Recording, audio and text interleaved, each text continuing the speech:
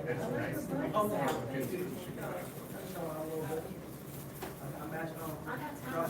thinking most of these people that we're looking at We have to be concerned. There's people taking our lives. Want to welcome everyone to our live event, and we want to welcome our e-guests that have tuned in to our first Freedmen Town Hall in the DMV. We're going to speak about, I'm going to tell you why we had to have this town hall. We've been having various events over the years, and we wanted to bring the people together. We have guests from in town and out of town, as far away as New York City and especially Brooklyn, New York, and Chicago. So we are, and our e-guests, of course, wherever in the world you may be. Welcome. Okay, well, I want to introduce our distinguished guest. We have Mr. Devine Prince, and he is from Brooklyn, New York. He is a community advocate, an activist, and an American Freedmen reparationist. Devine Prince hails from a family of multi-generational New Yorkers by the way of Georgia and the Carolinas. He is committed to restorative, reparative, and remedial justice for his ancestors and all other emancipated persons in the United States. Mr. Prince has has informed multiple commissions, organizations, and the New York legislative body on the topic of status-based reparations. He is the current president of the U.S.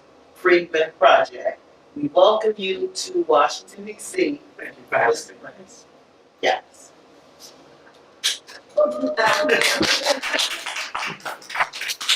Our next distinguished guest is Mr. Josh Ray. Josh Ray is project management professional and AI startup founder and dedicated advocate for the reparations for the American Freedmen families. As co-founder of the Power and the United Sons and Daughters of Freedmen, Josh has helped advance the movement for the establishment of an Office of American Freedmen Affairs and other important policy reforms in America.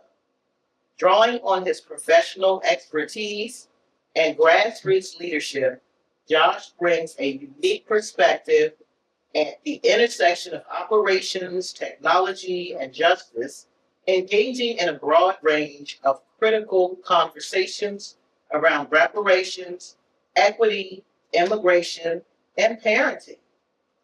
He is about that dad life. Welcome, Josh Prince. Great. We want to start it off by asking Josh, why do you feel it's imperative in reviving the American Freedmen government status as a political life amongst Black Americans? Well, I'll say that we have been experiencing some unique challenges in America. It seems like when it's time to have the conversation about, you know, the science of politics, which is figuring out who gets what, how long, how much, when, where, we've not been getting equal distribution. And then when you're trying to do an accounting of our particular situation, our data is cloudy. And also we get certain representatives that are using the Black terminology, but they don't even come from our community. So it may be someone like Barack Obama, it may be somebody like, more recently, Kamala Harris, and others we see depicted in movie films that don't really represent us, that don't come from us, that don't have that experience, but are often put out there as a means of saying, hey, we're making progress. Look at this person, look at that person, look at this group, look at how many people are enrolled in these schools, look at how many Black people are here. But then we say, hey, hold up. Where are Obama's people from? Oh, his dad is from Kenya, and his mom was from Nebraska. Well, that's not us. Well, where's Harris people from? Well, that's not us. Well, look at these people in these movies, that's not us. You look at the university, overrepresentation in places that are supposed to be showing signs of progress of black folks, but they don't come from that free to stop. So we needed a way to have the conversation. We needed a way to draw a distinction in a way that hadn't been really articulated before. So, and we needed to do it in a way for us to have a legal way. So it's not just something connotative, it's not just street terms, we're not just throwing stuff out there. There's something that actually has legal precedent.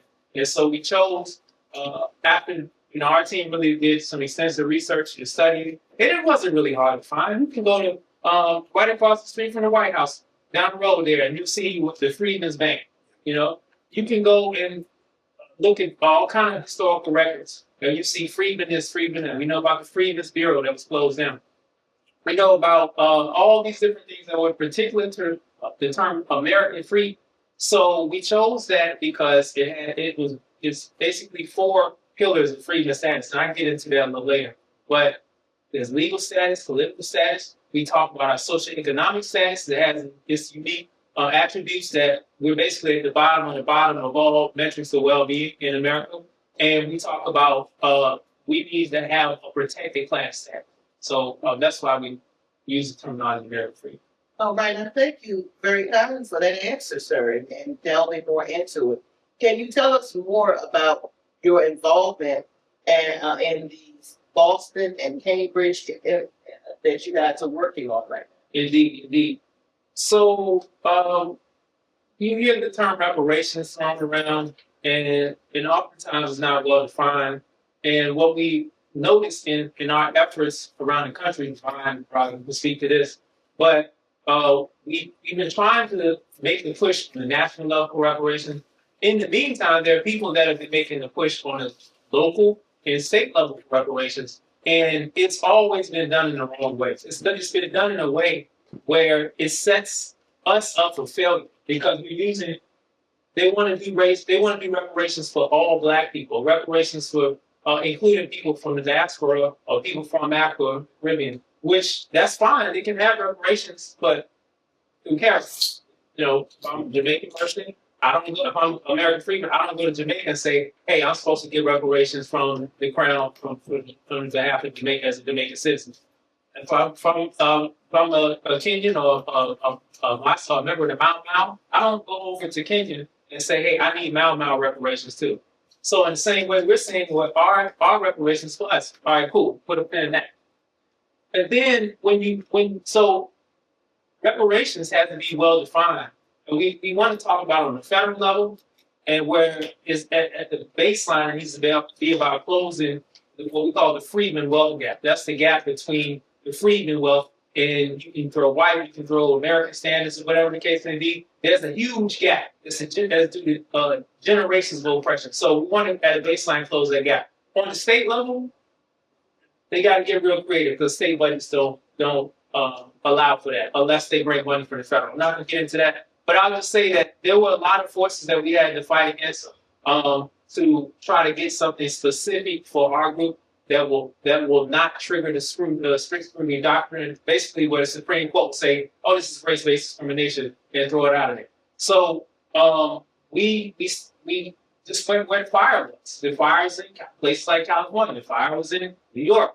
I was in Massachusetts, and they had governments that would actually listen, and we worked with some of the legislators, and we started crafting legislation. As we know, in California got all the way to the finish line, and imagine playing a game of chess. You make all the right moves, right when you get ready to checkmate, they start making the knight go diagonal. They start making the rook go diagonal. They start making the king move all the way across the board like the queen. You're like, wait, hold up. What are y'all doing? Y'all cheat. Basically, the Democrats sabotage. They sabotaged us in California. And so we learned some lessons from that. Unfortunately, it's not much you can do. It was terrible. I don't know if take much too much time with that, but they basically did some illegal stuff where they cut the camera off. They stopped the recording in the middle of we got the bills to the point where all they had to do was vote on the bill. Just vote on their own bills. The Black Caucus in California, vote on your own bills. What did they do? They decided to sabotage it. They got calls from Democrats on high, and they pretty much squashed it. And one of them actually slipped through. One of them, I guess the person didn't get the memo. One of them slipped through. They had to vote on it, their own bill. They voted yes. And then what happened? Then we saw that they put the kibosh on all the rest of them. And then the governor had to come back and say, "Oh, I have to veto this." Well, why are you vetoing it, Governor? Well, it requires an office to exist that doesn't exist. What office are you talking about? You mean the one that was in the bill that y'all didn't bring up for a vote? Mm-hmm. And even they got a Republican to go and say, I'll bring it up for a vote. They cut his mic. They cut his mic. They shut the stream down, and they basically ignored it, which is the people. But who's going to enforce that? In California. Anyway, so, we expect to face these type of forces. And by the way, I'm nonpartisan, full disclosure, nonpartisan. I'm policy focused. I'm focused on policy for the American Freedmen family. But with that being said, I'm willing to work with, and I'm sure you feel the same way, either or. If whoever's moving policy for the American Freedmen family, I'm willing to work with them. So in California, we thought those people were Democrats. In Massachusetts, those people were Democrats. We work with some people in Massachusetts. We have some laws.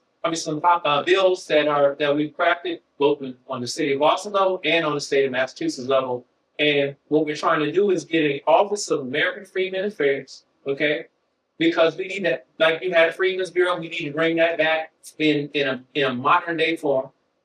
And we have a commission to study reparations proposals. So that's what we have going on currently in Massachusetts. And shout out to the whole team and family that's been a huge part of making that move forward.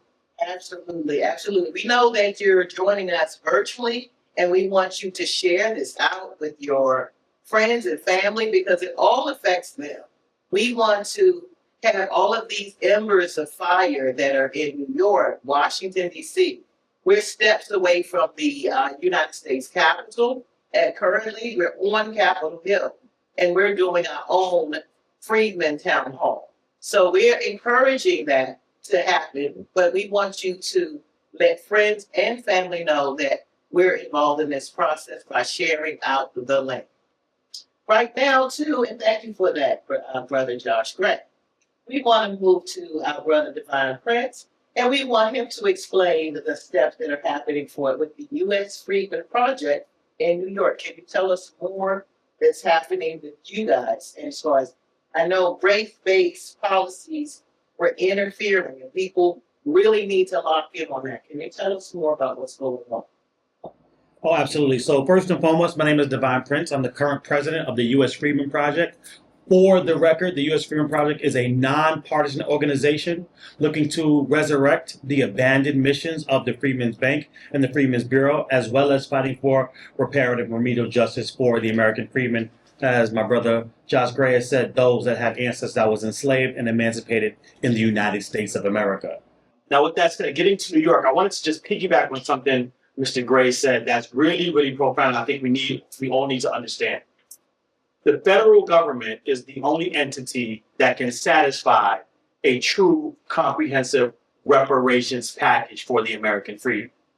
Now, as he also stated, there are certain local entities and municipalities that have looked to have local acts of atonement or state level reparations, but I want to make sure that this is very, very clear because a lot of times this gets framed as left versus right or blue versus red or Democrat versus Republican, where most of these, if not all of the local reparations initiatives have been filed by and initiated by Pan-African organizations. And so the reason why that's important is because if we understand, right, that the federal government is the only entity that is large enough to do true reparations, then what are the local acts of atonement or state reparations plans even being initiated for? What are they used for? What's the agenda? And what we saw with HR 40 and the way in which it was stalled and never brought to the floor for a vote, no matter how many times the Democrats had all three chambers of government, right? So let's be clear. What we understand is that most of these Pan-African organizations that are offshoots, that are tools of the Democratic Party, They are using these local acts of atonement, these state reparations initiatives, to bolster their resume in hopes that when and if HR 40 ever does come to the floor, they'll be able to say, hey, but I served on the New York Reparations Task Force. I served on California Reparations Task Force. My name is Cheryl Grills. My name is Lisa Holder, right? I served in New York. My name is Dr. Ron Daniels, right? I served in Washington, D.C. My name is Nkechi Taifa. Because prior to these local state acts of atonement, there is no real resume that the Pan-Africans can bolster or brag about in the area of reparations. And so this is important because long before this Black American grassroots movement, as I call it, got started, they had carte blanche over our political reality. They were able to go in, broker deals, largely with the Democrat Party. They were then able to tell those Pan-Africans what it's going to be because there was no pushback or involvement or engagement from everyday Black Americans, who we call the American Freedmen. They were able to control what we got and what we didn't get. It wasn't until around about 2018, 2019, when the contemporary grassroots and reparations movement got started, that these individuals started to get challenged. They would go to these events and all of a sudden there'd be a group of Black Americans saying, hey, cut the check. And it was like, cut the check for who? Black Americans, no longer just Black people. And so what we're dealing with, getting back to New York, is remnants of that old guard that we're looking to dismantle, dethrone, and throw out of our political reality, because they are still attempting to frame reparations in a race-based manner. And it's largely coming from the Democrats, who then will use that race-based model to say, hey, look, the Republicans don't want to do reparations. And that is almost 100% true, right? But here's the scam. And I'm going to do it this way. I'm going to lift this table up, right? I'm going to try to lift this table. Did y'all see this? No. Let me do it again. Did y'all see me try? That's the level of the attempt, of the try that the Democrats do when they said they're going to do reparations.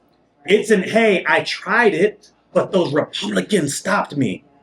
When they already know that race-based can't get out of the gate. It cannot get out of the starting blocks, but they can use that try to say, look, it's not us, it's those Republicans.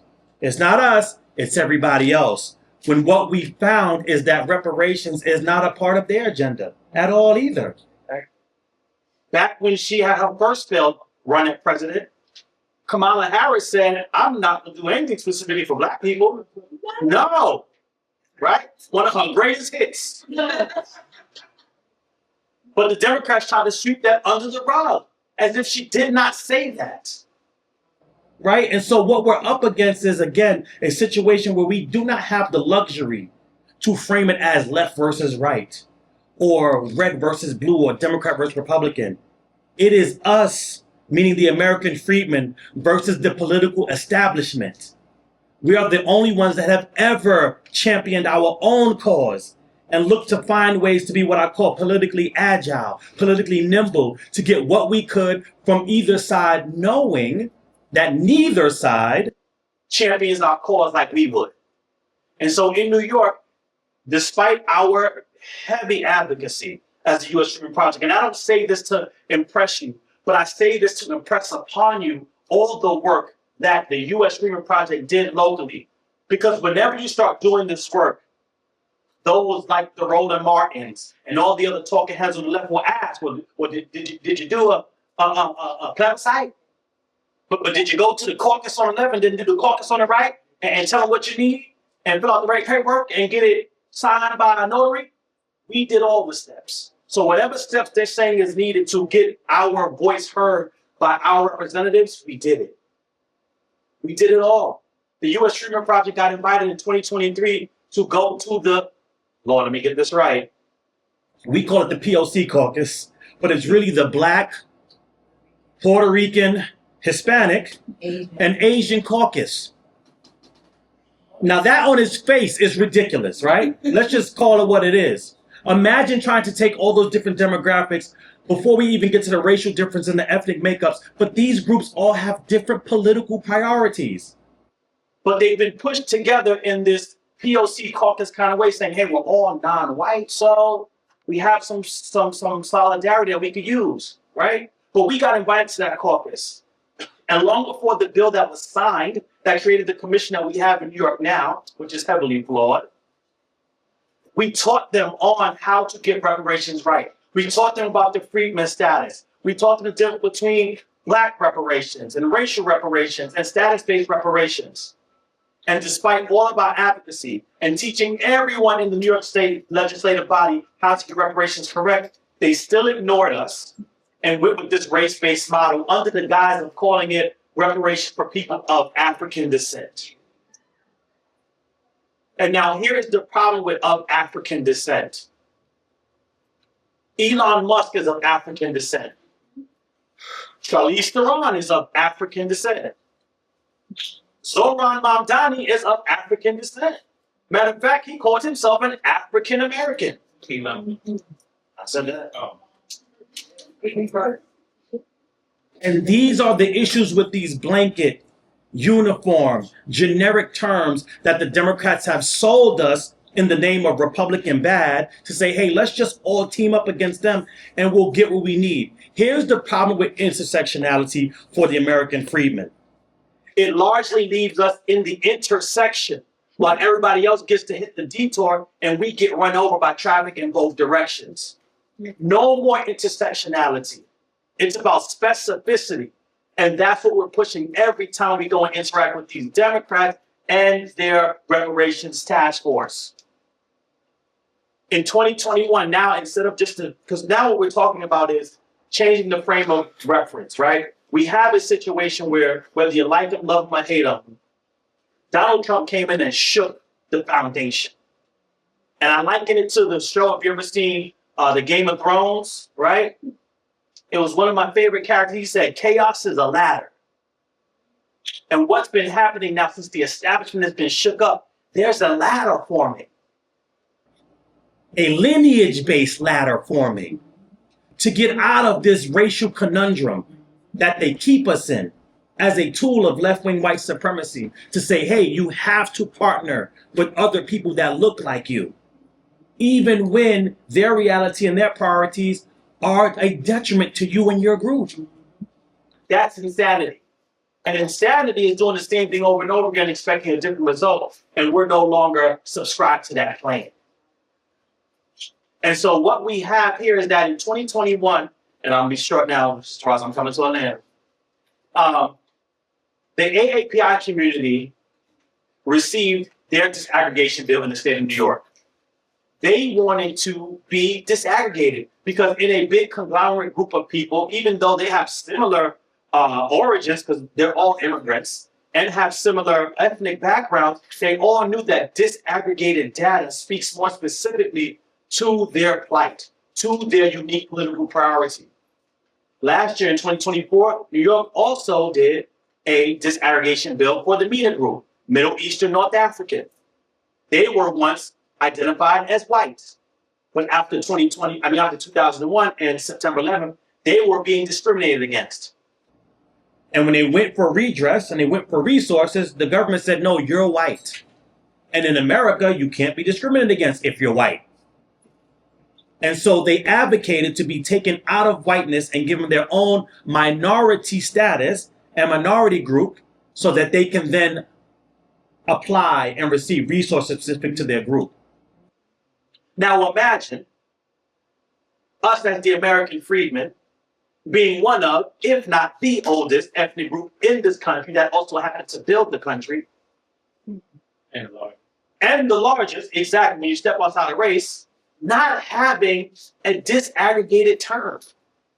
I don't know if anybody knew this because this blew my mind. So hopefully it blows yours. If it doesn't, it's okay because it's still true. The American Freedmen do not have a federally recognized ethnic group with which to receive not just reparations, but any specific policy that we might say is unique to our plight and to our families. African American as of 1997 was changed by this federal government with Special Directive 15 to mean anybody with origins in any of the black racial groups of Africa. Let me say that again. African American is defined as anyone with origins in any of the black racial groups of Africa. That means Afro-Caribbeans are African American, continental Africans are African American, Afro-Latinos are African American, Afro-Asians are African American. If some Afro-Palestinians came over here today or tomorrow, they will be African American. And the American Freedmen are African American. Thus taking it from an ethnic designation to what? A racial term. Because anybody with any origins in the black racial groups of Africa is an African American. And what do we know about the 14th Amendment? Equal Protection Clause? Race-based policies are unconstitutional. That's the trick back. That's the whole game. That's the ball game.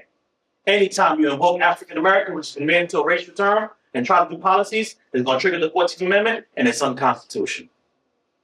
That's the game. What about Indians, those South Asian Indians? My daughter, we live in a building where there's a lot of them, and she was trying to get in the doorway, and he didn't want to let her in, and so my daughter didn't use very start cursing him out. He said, "I'm more African than you. I'm African." So we talk. He told him he was African. I talked to straight black in there.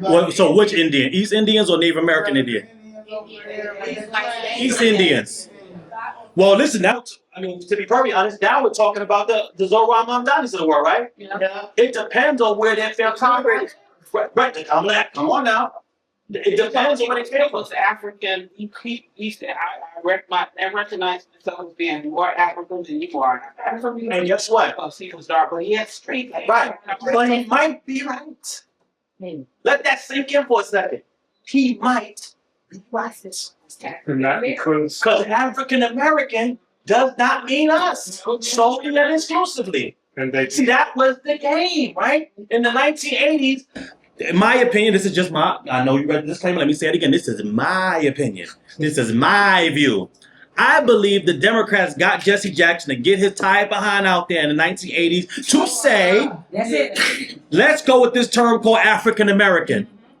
Let's take this group, the American Freedmen, and make them more comparable to Italian Americans and Irish Americans and East Indian Americans. And then here's what happened. They pushed that term on us in the 1980s. Guess what? There were meetings just like this one happening all across the country.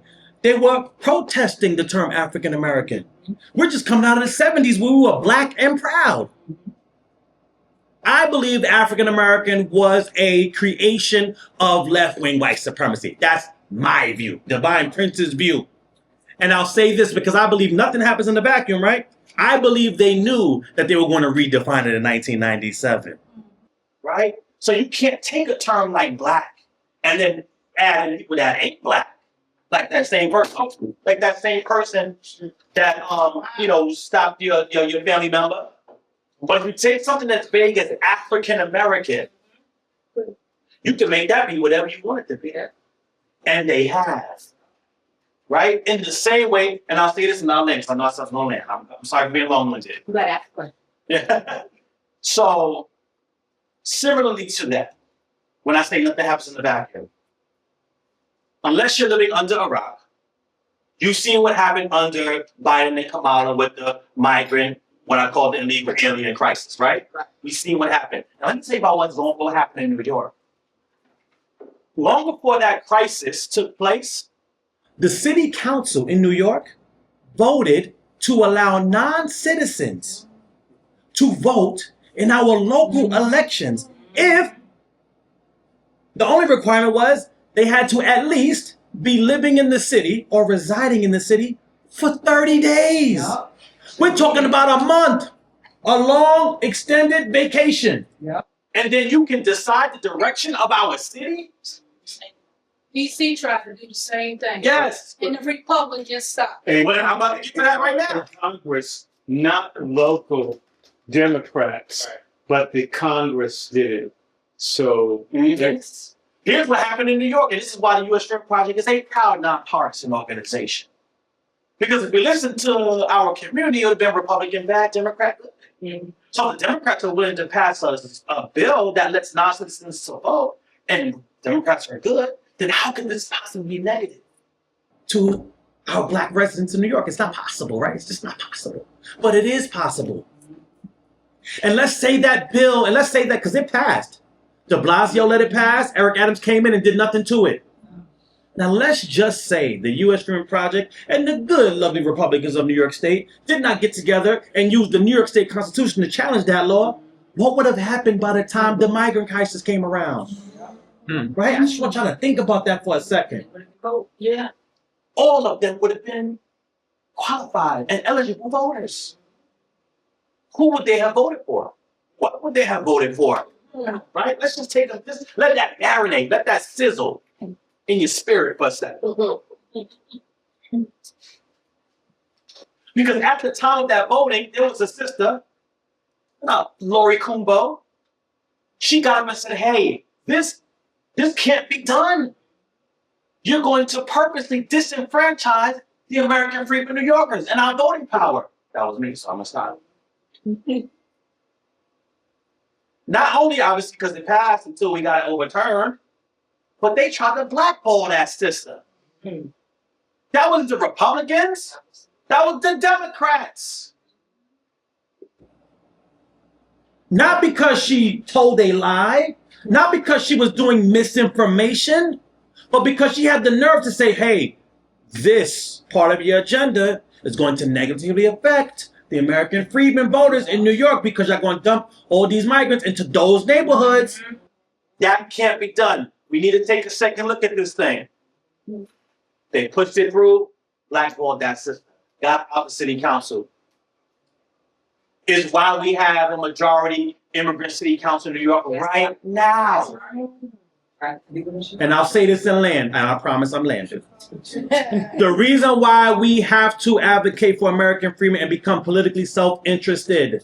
Because all the groups that the Democrats look to partner us up with and force team us into coalitions with will always, always, always vote for their political priorities, and they will always unify on immigration status long before anybody unifies to vote with us based on melanin. It's not land there.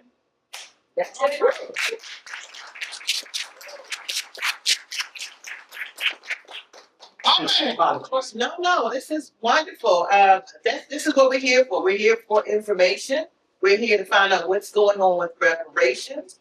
We're here to find out who has been actually blocking the reparations efforts across the country, and especially for the American Freedmen.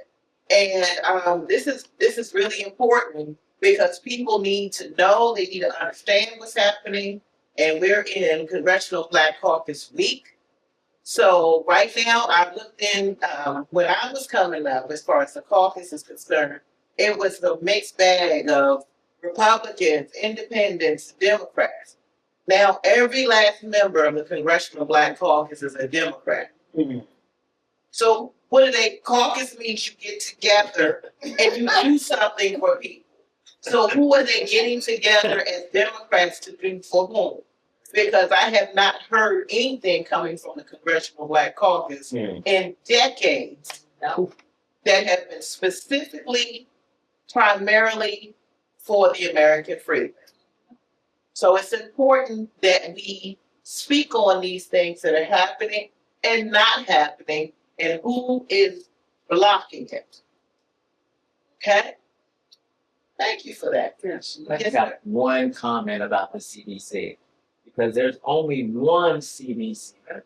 This CDC member is from North Carolina, who voted for both the Lincoln Riley Act and I believe it's called the SAFE Act.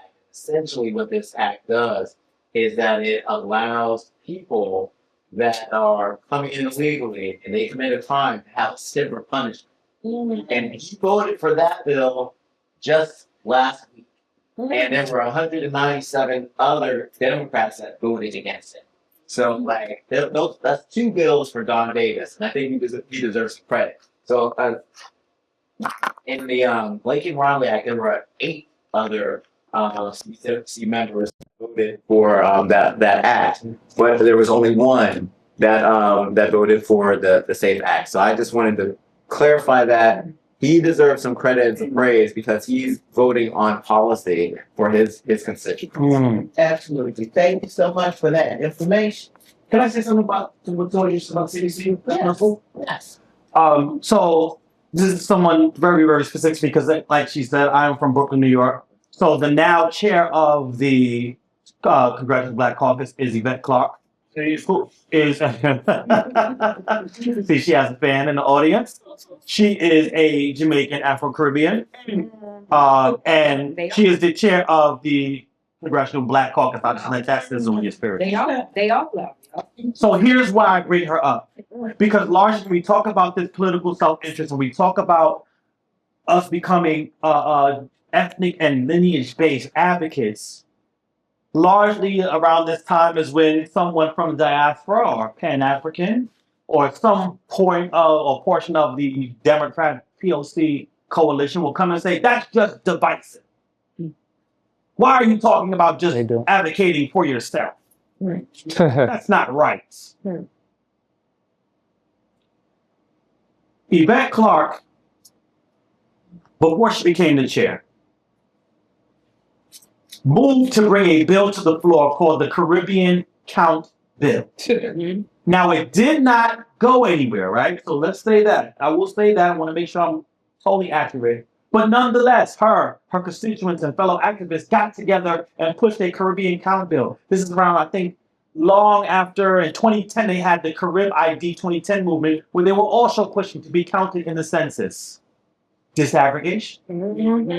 Do it. She then pushed it at the national level. Again, it went nowhere, but she did. But here we go in 2025, and as we're talking about disaggregation and getting accurate data and talking about delineation and creating an ethnic designated term for our people so that we can get set aside and resources, we get called divisive.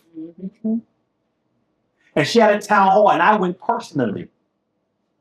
Because we speak truth to power around these parts. Regardless of what you look like and regardless of your party. And though she championed this bill when I brought up disaggregation for the American Freedmen, there were no talks, no plans. There wasn't even a willingness to say, hey, well, let's get together, contact my office, let's see what we can do. And these, again, are the Democrats. I'm not saying Republicans are good. I'm saying both are bad. I disagree. I know.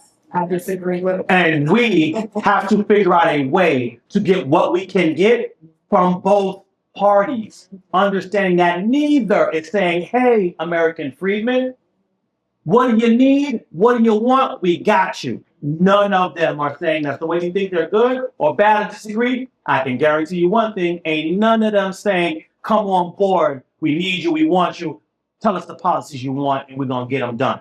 That's what becomes good and or bad for me when a party or entity is saying that, and the only ones that's saying that are us. All right. Thank you so much for that part of it. What we're going to do right now is take a breather because we have to do a second part of this town hall. But thank you so much, gentlemen. As you see, while you have these gentlemen speaking, and the second part, we're going to be speaking about policy over party. And we're going to invite one of our illustrious sisters to step up and on that part and to be able to speak to us on the panel. So thanks.